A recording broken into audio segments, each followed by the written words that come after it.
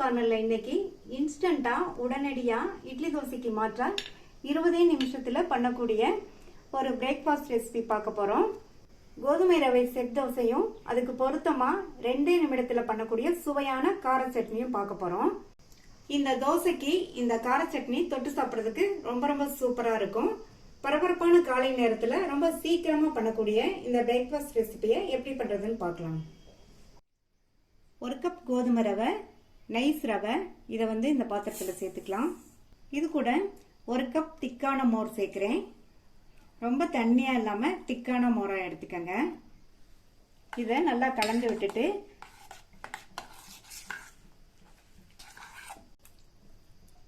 பத்துல இருந்து 15 நிமிஷம் ஊற வச்சுக்கலாம்.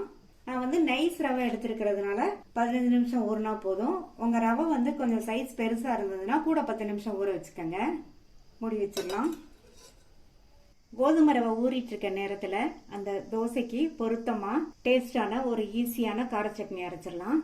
அதுக்கு இந்த மிக்ஸி ஜார்ல ஒரு பெரிய வெங்காயத்தை கட் பண்ணி வச்சிருக்கேன். அதை சேர்த்துட்டு இது கூட 2 பெரிய சைஸ் பூண்டை கட் பண்ணி வச்சிருக்கேன்.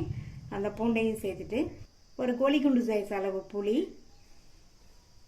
1 டீஸ்பூன் தனி மிளகாத்தூள், சட்னிக்கு தேவையான அளவு உப்பு சேர்த்துட்டு தண்ணி எதுவும் சேர்க்காம நைஸா அரைச்சிடாம கொஞ்சம் கோர்ஸா அரைச்சிக்கலாம்.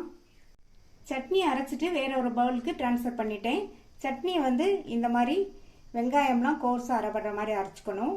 இந்த மாதிரி கோர்ஸா அரைச்சாதான் சட்னியோட டேஸ்ட் நல்லா இருக்கும்.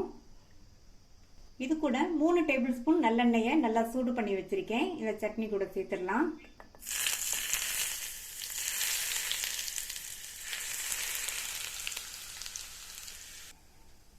நல்லா ஒரு தடவை கலந்து கொடுத்துடலாம்.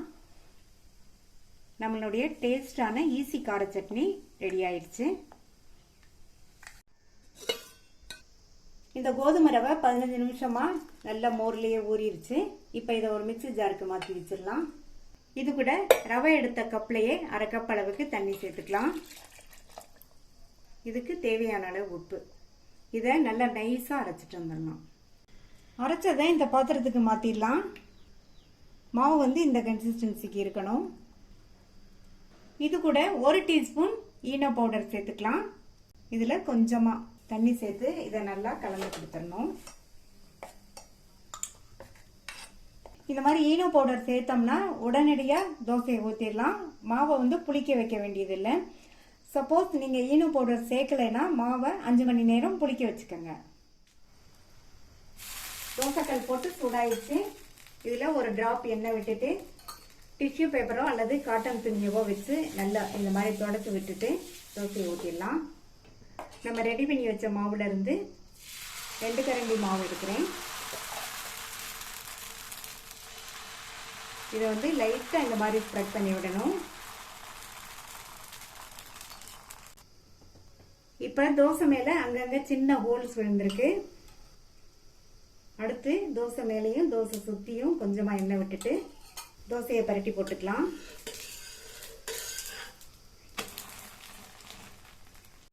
அந்த சைடும் தோசை வெந்துருச்சு, எடுத்துடலாம். நல்ல சாஃப்டான உடனடியா பண்ணக்கூடிய கோதுமை ரவா தோசை ரெடி ஆயிடுச்சு. மீதி உள்ளதை இதே மாதிரி ஊற்றி எடுத்துடலாம். நீங்களும் இதை ட்ரை பண்ணி பார்த்துட்டு உங்க கமெண்ட்ஸை சொல்லுங்க. இதுவரைக்கும் தமிழ் ஃபுட் கார்னர் சேனலை சப்ஸ்கிரைப் பண்ணாதவங்க சப்ஸ்கிரைப் பண்ணிட்டு பக்கத்தில் உள்ள பெல் பட்டனையும் கிளிக் பண்ணிக்கங்க. தேங்க்யூ.